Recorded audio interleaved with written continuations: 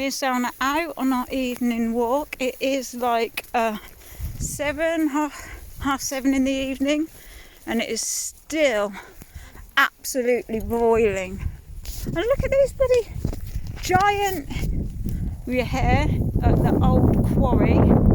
I think it must have been an old quarry. In the winter, that's the place. If you watch my videos, that's where I always say it's like desolate, like something, a nuclear bomb's gone off there or something. But yeah, it is still boiling, and it is like half 7 or something like that in the evening.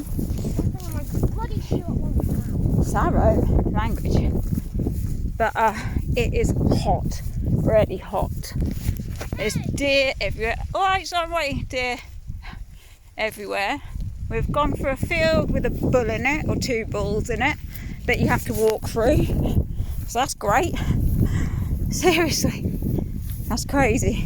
It's just a loose bull in a field that you have to walk through. No. Walking with one shoe on. What? Stop then.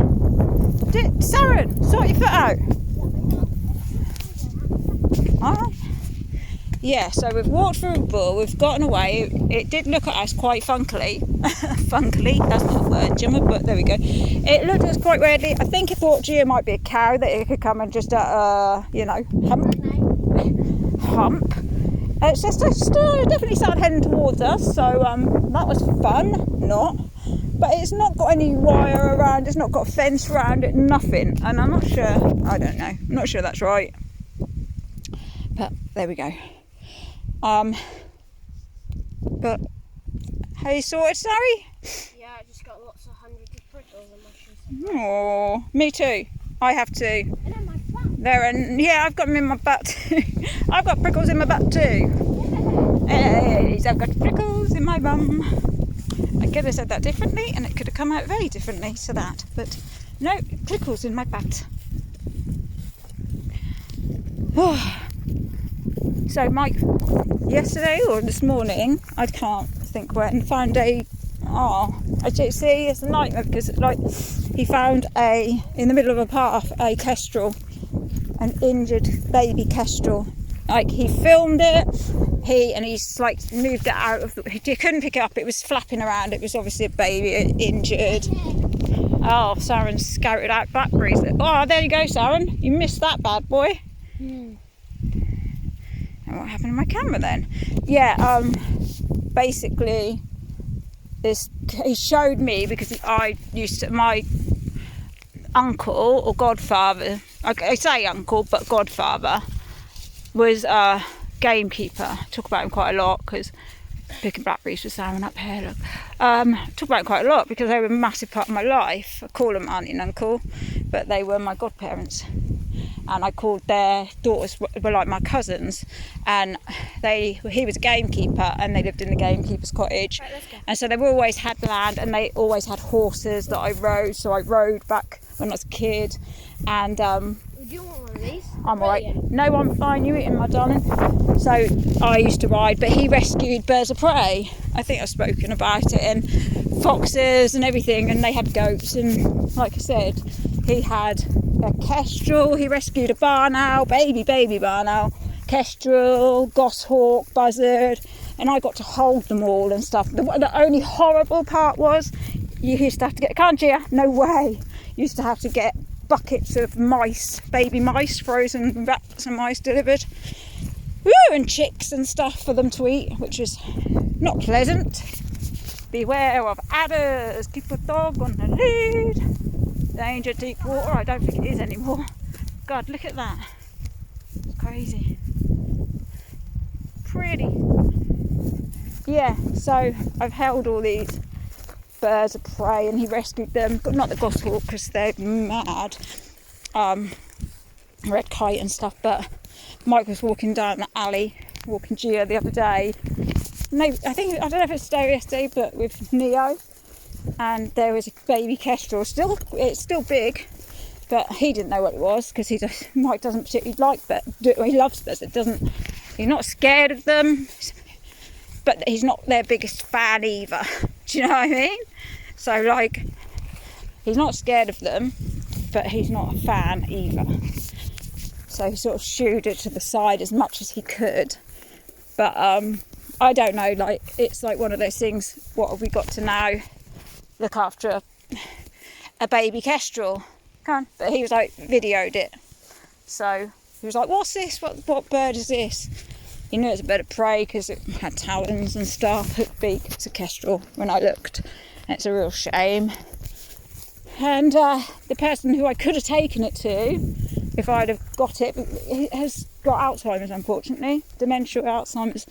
And so, yeah, I can't, it's like, what can I do with a baby kestrel?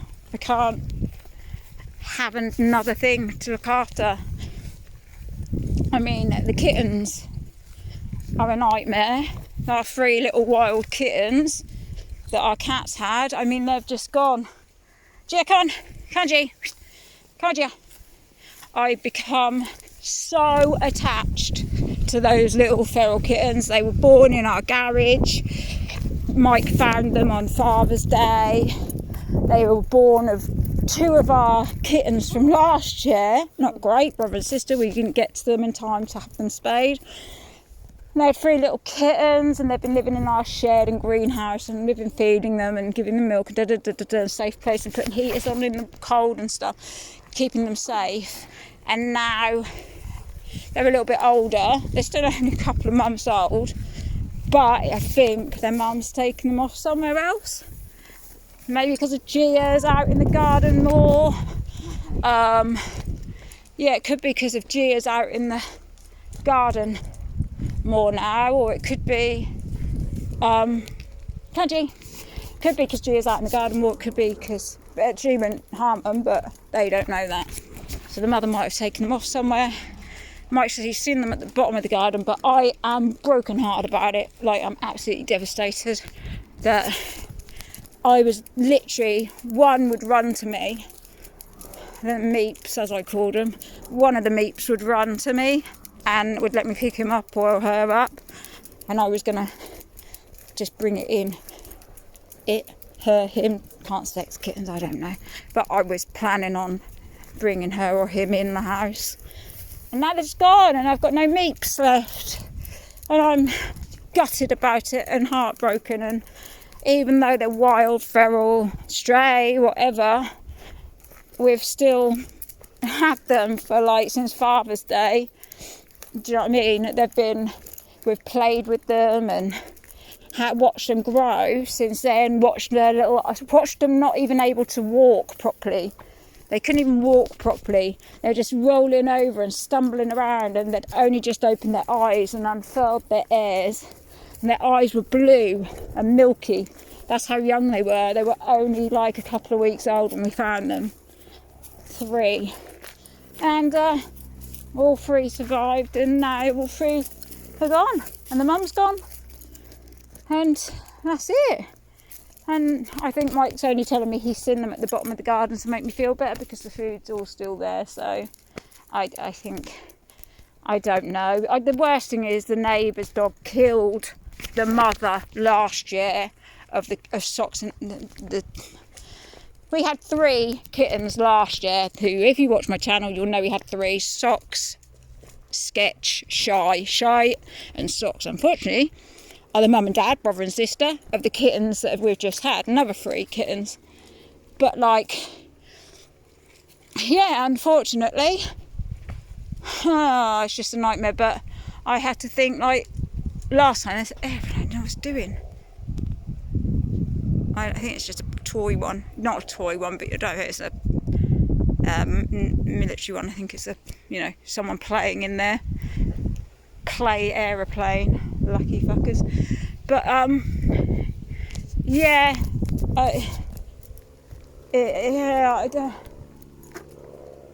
I'm kind of like, yeah, they had them, and Socks became really tame last year, and he jumps on my lap, and I wormed them and defleed them and ticks and everything. Because we're handling them, of course you have to worm them, even though they're feral and wild. But yeah, I don't know, it's heartbreaking. I'm absolutely gutted. that they've disappeared because the neighbour's dog, like I keep saying, is Jack Russell. I heard, oh God, it killed at least 2 of last year's kittens and the mum. And like we literally heard it happen. So if they've got over there anywhere into her garden, I don't know. I don't know.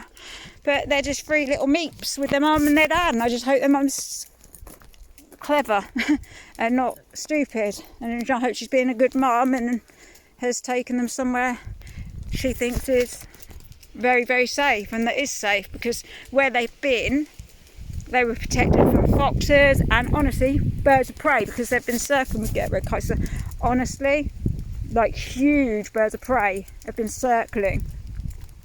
They won't think twice of getting a little kitten. We've watched one pick a bloody rabbit up off the floor and drop it on the next door neighbour's roof. Honestly, a rabbit.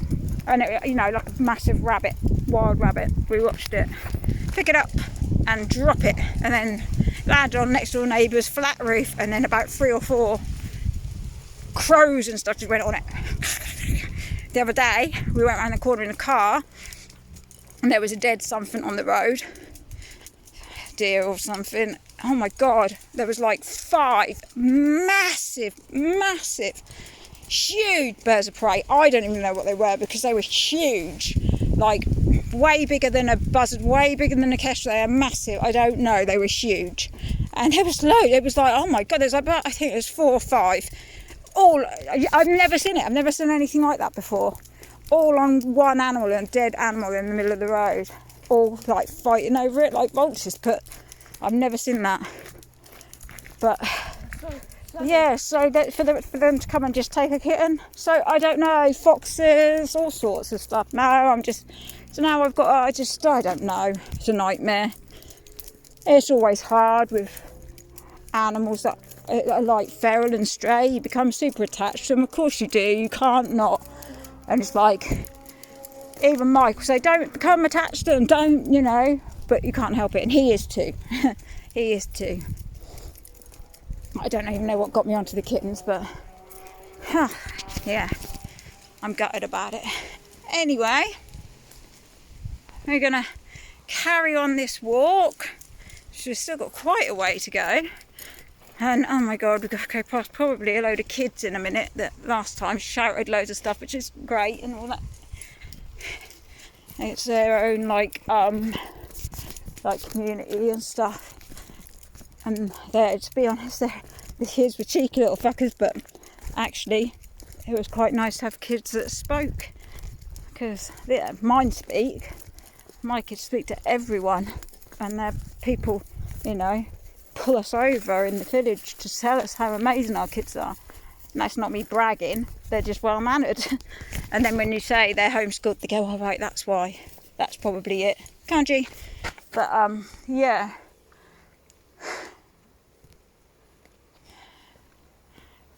anyway, so yeah, there's probably going to be a load of kids up there, so I'm going to go now. But Sarren's on a blackberry hunt. He's going like from side to side, like a swerving. Look at him go, the master of blackberry hunting. He's the master of blackberry, swerving from side to side, keeping us little black balls in sight. He'll spot one a mile off. He's like an eagle looking for a blackberry, a treat, a sweet treat. It is nature's sweet shop to my children. Nature's sweet shop. Anyway, always be kind. Stay feral, stay free. Woohoo! I love that. Bye.